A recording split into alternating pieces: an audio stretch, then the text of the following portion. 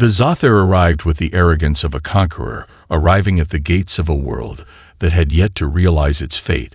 They appeared in the sky, like a shadow blotting out the sunships of silver and black that hummed with the power of unknown forces. The first sight of their fleet caused panic and awe across the planet. Some said they could feel the weight of the universe itself pressing down as the ships descended their cold metal surfaces, gleaming with hostile intent. As they halted in Earth's orbit, humanity had never seen anything like it. The people below wondered if this was the end, but few were willing to admit it aloud. Earth had always been the underdog in the grand cosmic picture, but they had never bowed to anyone before, and they weren't going to start now. On the ground, world leaders scrambled to respond. Each nation tried to assert its control, each vying for a seat at the table, hoping to bargain with the invaders. As they communicated their first demand to humanity's leaders, the Zothair spoke in a tone that carried no malice, but no mercy either. Their language was cold, efficient, almost mechanical. Their message was simple: surrender the resources of Earth to us, or face destruction. We will wait 3 days for your decision, 3 days for your species to understand its place in the universe. The transmission ended with an eerie silence, and the world stood still for a moment. But that stillness quickly gave way to chaos as the reality of the situation sank in. Entire governments fell into disarray, and every news outlet began to broadcast the same chilling message. Humans around the globe were unsure how to respond. Some panicked and sought to flee, others demanded military action, and yet others spoke of negotiation to avoid conflict. While the leaders argued in sealed rooms, it was clear the clock was ticking, and the alien ships above waited silently, the only sign of life being their steady hum that vibrated through the air. In a remote military facility deep in the mountains of South America, a small group of soldiers began to talk among themselves, not about surrender or diplomacy, but about the possibility of defying the aliens. They were a ragtag unit tasked with border patrol, nothing special about them. But as they watched the footage of the alien ships on their screens, something sparked within them, an unspoken desire to fight, not just for survival, but for pride and freedom. They knew the aliens were superior in technology. They knew Earth's forces were no match in terms of firepower. But they also knew what it meant to fight for something bigger than themselves, to fight with everything they had, no matter the odds. And so, in defiance of the orders they had been given, they began to prepare for a strike. As their commanders argued over how to respond to the Zothair, their small group put their plan into motion. With a mixture of desperation and determination, they hacked into the military communication network using outdated equipment and sent out a message. It wasn't a formal military attack or a coordinated response. It was simply a message from humans to the aliens, letting them know they weren't going down without a fight. When the Zothair saw it, they laughed at the audacity of the humans. They had thought the world's people weak and fragmented, and they could afford to mock the puny attempt at resistance. But what the Zothair didn't know was that this small act of defiance would light a fire in the hearts of humans. Everywhere, one small spark had ignited something far bigger. The Zothair watched from above their ships, hovering like ominous giants, as their sensors picked up the strange human transmissions. The message had been insignificant in their eyes, a small spark in the dark. But what they hadn't expected was the ripple it would cause across the globe. The world's people had been shaken from their fear and uncertainty. Something deep within them had been awakened. It was as if the idea of resistance had finally become more than just a dream, a possibility, something they could reach for. People everywhere started to question the Zothair's claim to superiority. The bravado of their invaders suddenly seemed a little less sure-footed, and that alone changed everything. At first, the humans' efforts were small, disorganized, but the spirit of rebellion spread faster than the Zothair could anticipate. Guerrilla groups began to form in every corner of the world. Small acts of sabotage emerged on every continent. Highways were blocked, supplies stolen, military bases attacked. The Zothair had underestimated the creativity of humans and their capacity for mischief. The invaders began to realize they had made a grave mistake in thinking that humanity would bow so easily. Their pride began to erode as they witnessed the first of many unexpected human victories. The first major attack came in a small South American town where a group of farmers and militia members managed to take down an alien scout ship using nothing but rudimentary explosives and the knowledge of their land. They didn't have the advanced weaponry the Zothair possessed, but they had something far more dangerous. They knew how to adapt, how to use their environment to their advantage. The blast was small, but it destroyed a key component of the Zothair's surveillance system and sent shockwaves through the alien ranks. The humans had learned something crucial: they could strike back even with limited resources. The Zothair responded quickly. Their retaliation was brutal. A few hundred soldiers and civilians lost their lives in a swift counterattack, but the damage had been done. They were no longer just invaders. They were targets. The humans no longer feared them. They began to hate them. And that hatred fueled a fire that wouldn't go out anytime soon. It wasn't long before the Zothair started to feel the pressure. They had been so confident in their technological dominance that they didn't realize the psychological warfare they were now facing. Humanity wasn't afraid anymore. They had tasted the bitter edge of war and found it was something they could endure. It wasn't about winning anymore. It was about survival, about showing the invaders that they could fight back, they could learn, they could adapt, and that they would never bow down. As the Zothair began to send reinforcements and begin counter-strikes, humanity responded with ever more inventive tactics. Their forces might be smaller, but their resolve was something no alien technology could predict. No matter how many times the Zothair struck back, the humans didn't retreat, they didn't surrender, they only pushed forward, with new plans, new ideas, and an unyielding spirit that made the Zothair uneasy. They had come to Earth expecting an easy conquest, but they had found something entirely different. The battle had only just begun, but the invaders were already beginning to question how far they were willing to go against such an unpredictable force. The war escalated quickly, and with it the stakes for both sides. The Zothair had thought the humans would falter after the initial strikes, but instead the resistance only grew stronger. The alien forces had the advantage of technology and overwhelming firepower, but the humans had something that the Zothair could not replicate: the will to survive and the drive to protect what was theirs. The more the invaders pushed, the harder humanity fought. The Zothair began to realize that they had made a grave miscalculation. Earth wasn't just a prize to be taken, it was a battle to be won, one that would cost them more than they ever expected. The first major clash between the full might of the Zothair and the combined forces of Earth came in the heart of Europe. The human military had finally organized a large-scale offensive, pulling together troops from around the world to meet the invaders in open combat. The Zothair responded by unleashing their devastating weaponry: orbital bombardments, laser cannons, and drones that rained down destruction from the skies. Entire cities were leveled within minutes. The human forces were caught off guard by the overwhelming power of the assault, but they didn't break, they didn't retreat. Instead, they adapted, using the wreckage of the cities to build makeshift defenses and launching guerrilla attacks against the alien troops who had landed on the ground. It was in these small pockets of resistance that humanity showed its true strength. They couldn't match the Zothair head-on, but they had learned how to use the terrain against the invaders. Their soldiers knew the land better than any alien could, and they used that knowledge to outmaneuver the advanced alien forces. In the chaos of the battle, one soldier in a destroyed city block used a damaged alien mech as cover and set off an explosive device that took out an entire division of Zothair troops with nothing but basic explosives.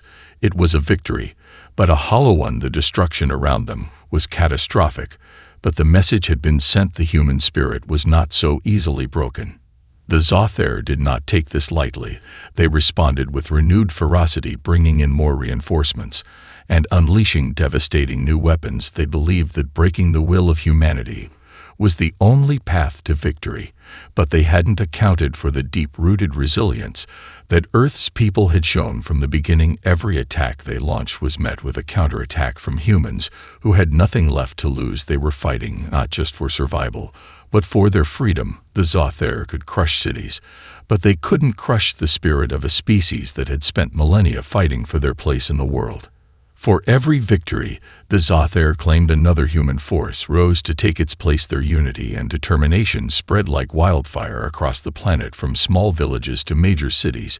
Humans were fighting in every corner of the globe. They formed alliances, they shared resources, they banded together in a way that had never been seen before. And with every small victory came the realization that humanity had not only survived, it had adapted, and in doing so they had become a force that the Zothair could no longer ignore. As the war raged on, the Zothair found themselves struggling to maintain control. The casualties on both sides were mounting, and the question of whether this war would ever end became more pressing with each passing day. The humans weren't retreating, they were fighting with a fury that even the Zothair could not have predicted. And though the invaders had the power to destroy, they could not destroy the human will to fight, and with each passing battle that will grew stronger. As the war dragged on, the Zothair began to feel the full weight of their overconfidence pressing down upon them. They had initially believed that Earth's resistance would crumble after the first major strike, but instead they were facing a relentless wave of human ingenuity and determination. Guerrilla warfare became the heart of humanity's resistance. Small pockets of soldiers and civilians alike had learned to turn every advantage into a weapon, using every resource they could find to wage war on the alien invaders. The Zothair's technological superiority was useless against the unpredictable nature of human tactics.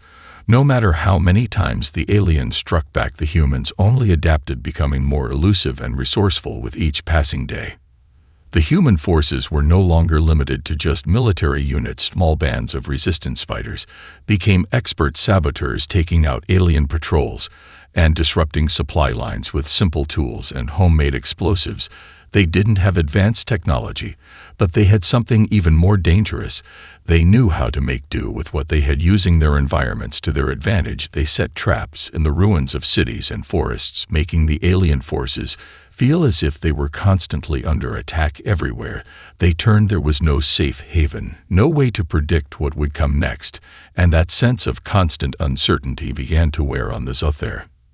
The invaders had come expecting a quick victory, a show of strength that would break the human will, but instead they were caught in a war of attrition, a battle where the rules were constantly changing, and every victory felt hollow. Their advanced technology was countered by the humans' cleverness and unpredictability. Human soldiers, who had once been ordinary farmers or teachers, now adapted to the war, quickly learning to sabotage alien tech and outsmart their invaders. They didn't need massive armies or fleets, they only needed their minds and their refusal to give in. In the middle of the conflict, a new strategy was born from the mind of a low-ranking officer in the military. This officer had seen firsthand the growing strength of the human resistance and realized that if they could use the alien tactics against them, they could strike a decisive blow. The idea was simple but incredibly risky: infiltrate the Zothair supply lines by using the humans' knowledge of the environment to get close enough to sabotage key points of the alien infrastructure, and if successful, it could cripple the Zothair war effort for good. The plan was set into motion under the cover of night. Small teams of soldiers and civilians moved in on the Zothair's logistical hubs with minimal weaponry, but incredible precision. They used the knowledge of the terrain to stay hidden, cutting off vital supply routes and using homemade explosives to take down key alien structures. The Zothair were caught off guard, unable to track down the guerrilla fighters, who knew how to vanish into the shadows of the land. Every strike sent the invaders further into disarray, and though the humans took heavy losses, they saw something they had not seen before: cracks in the once impenetrable armor of the Zothair. The Zothair responded with greater force, sending more troops and technology into the fray.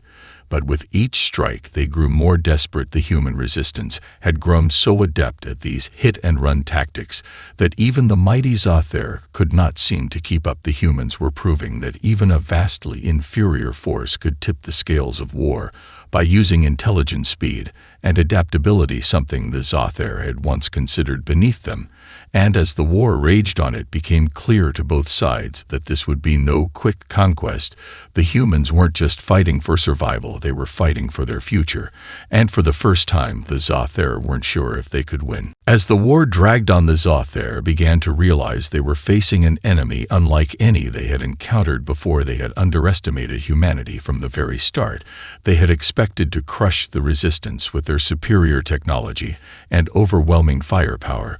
But every time they thought they had the upper hand, humans found a way to strike back. Each attack only seemed to fuel their determination to fight even harder. The Zothair had underestimated the human capacity for innovation and the ability to adapt under pressure. In the face of almost certain annihilation, humanity had found a way to hold on and even thrive in the chaos of war.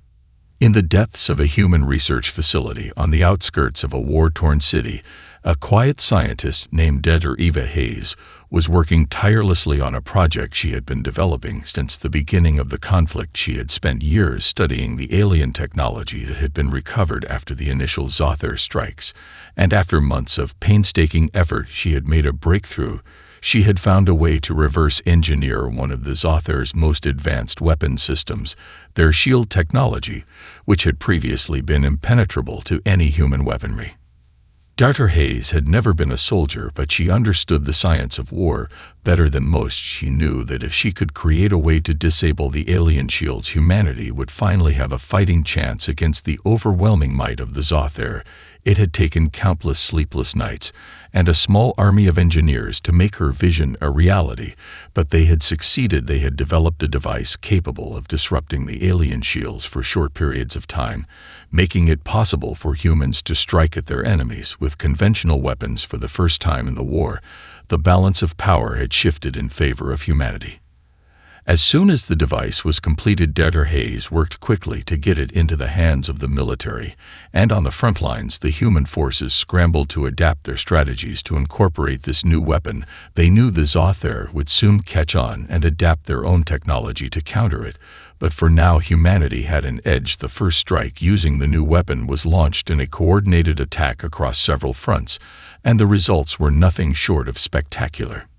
In one key battle near the ruins of a major city, a group of human soldiers armed with the new technology disabled the alien shields long enough to launch a massive counteroffensive. The Zothair forces were caught off guard as their once impregnable defenses crumbled before them. Human soldiers poured through the weakened lines using their newly acquired advantage to inflict devastating damage on the alien forces.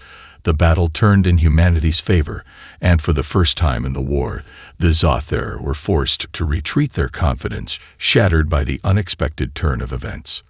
The Zothair commanders scrambled to regroup their forces and find a way to counter the new human weapon, but the damage had already been done. The tide of the war had shifted in humanity's favor, and the Zothair knew that they were no longer facing an inferior species.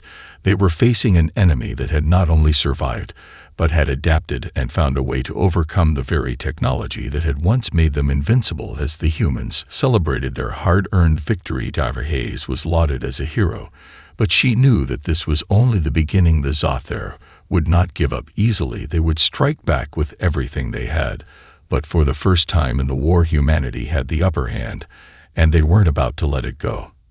As the humans prepared for the inevitable counterattack, they were more united than ever. They knew that the Zothair were powerful and resourceful, but humanity had something that no alien force could match: the will to fight, the will to survive, and the unyielding determination to protect their home, no matter the cost. The Zothair were stunned by the sudden shift in the balance of power. They had always relied on their technological superiority to dominate every planet they encountered, but now they faced an enemy that refused to break. Humanity had found a way to neutralize their greatest advantage, and that was something the Zothair had never expected. They regrouped quickly, sending more reinforcements to the front lines and attempting to fortify their shield systems against the human weapon that had caused them so much damage. But the damage was already done. Humanity had tasted victory, and they were determined to make it count. The first major counterattack came just days after the humans' success. In the battle for the city, the Zothair launched an assault on a key human stronghold deep in Europe. They came with overwhelming force, their massive ships filling the skies and their ground troops swarming the earth like an unstoppable tide. But the humans were ready. They had learned from their earlier victories and were prepared for the Zothair's relentless assault. The first line of defense was a series of trenches and barricades built using the wreckage of the cities they had lost. These makeshift defenses weren't the kind of strongholds the Zothair were used to encountering, but they were all the humans had, and they used them well. As the alien forces closed in on the human positions, the soldiers used the terrain to their advantage. They ambushed the Zothair forces from hidden positions using explosive traps and sniper fire to pick off alien soldiers.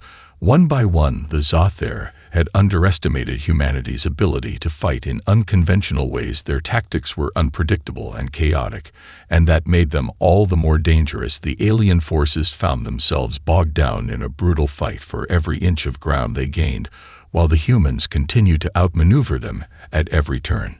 The battle raged for hours with neither side gaining a clear upper hand, but the humans were fighting with a fury that surprised even their own commanders.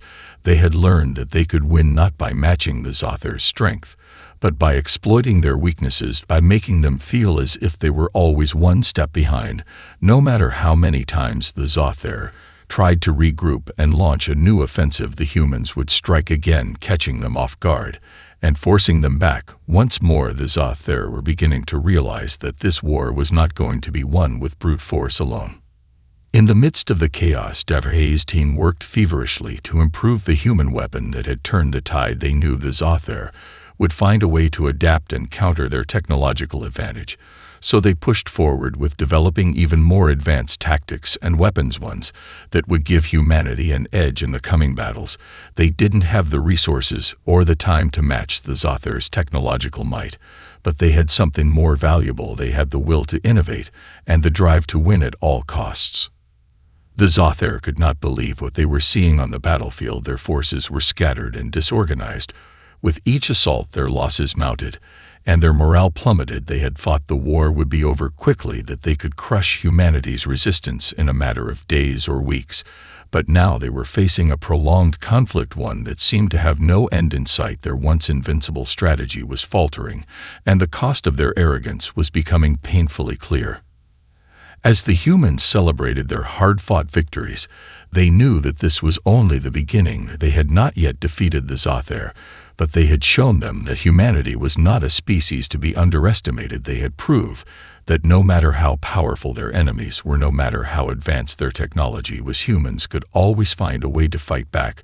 They had forced the Zothair to rethink everything they thought they knew about war, and now humanity had a glimmer of hope.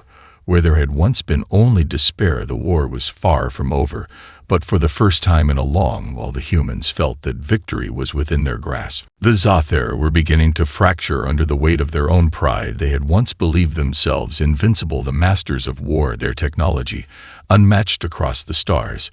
But now their forces were stretched thin across Earth. With no clear path to victory, the human resistance was relentless, and with each passing day, the Zothair felt the sting of their underestimation. They had failed to account for the sheer unpredictability of human resilience. They had thought they could crush them, but instead they had awakened a sleeping giant, one that could not be broken and would not back down. In the heart of the human stronghold, a council of military leaders and strategists convened to discuss their next move. They knew the Zothair were not going to give up easily, and their next attack could be even more brutal than the last. But now humanity had something they hadn't had before: hope. They had begun to see real victories. They had inflicted real damage on the Zothair. They had disrupted their technology and even shattered their confidence. The world had united like never before. The resistance was not just soldiers anymore. It was every person who had stood up to fight for their home, and now that unity was a powerful weapon in itself.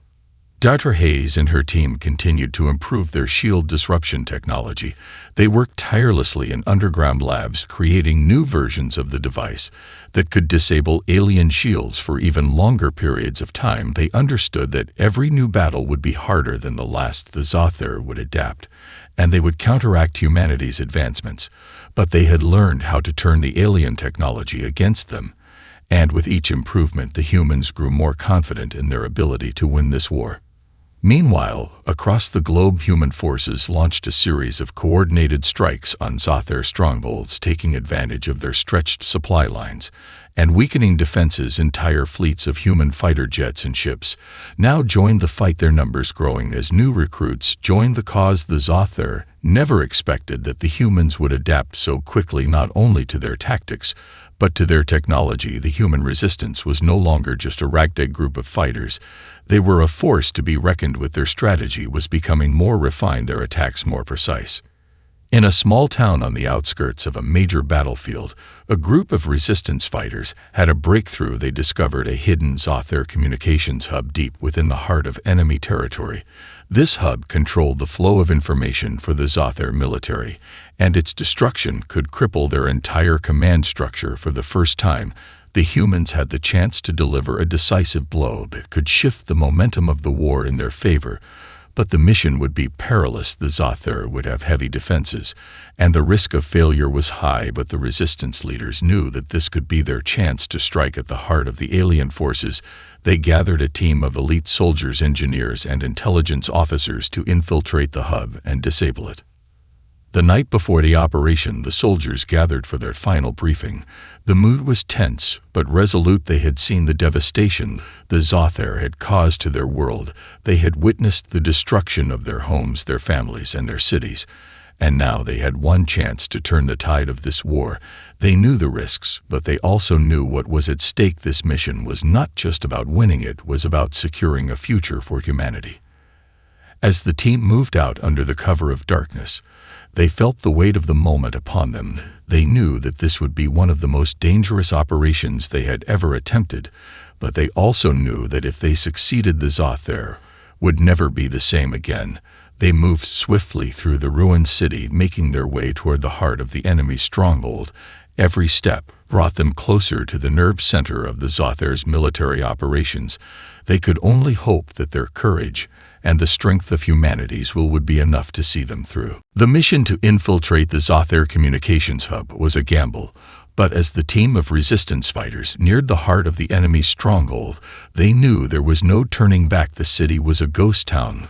The remnants of destruction littered the streets. Alien drones patrolled the skies overhead, while soldiers stood guard at every corner. The team moved like shadows, blending into the ruins with quiet precision. They knew the Zothar's technology was powerful, but their blind spots were growing wider with every passing day. The alien forces had underestimated the creativity of the human spirit, and that was something they could not protect against. The closer they got to the communications hub, the more the team felt the weight of the task ahead. It wasn't just a mission to disrupt the Zothar's operations. It was a mission to send a message to the invaders that humanity would not be cowed, that they had become more than just survivors. They had become a force capable of bringing their oppressors to their knees. With each step forward, the resistance fighters reminded themselves that this wasn't just about the battle. This was about the future of every person on Earth, every family, every child who deserved the chance to live free from alien tyranny. As they reached the entrance of the communications hub, the team prepared for the hardest part. Yet getting past the Zothar's outer defenses, they had carefully mapped out the layout using stolen intelligence from earlier raids and knew exactly where the patrols were weakest. With a combination of silent takedowns and carefully placed explosives, they disabled the outer perimeter security within moments. They were inside the building. Their mission was clear: disrupt the control center and then evacuate before the Zothar knew they were there. Inside the building, the air was thick with tension. Every step echoed through the dark corridors.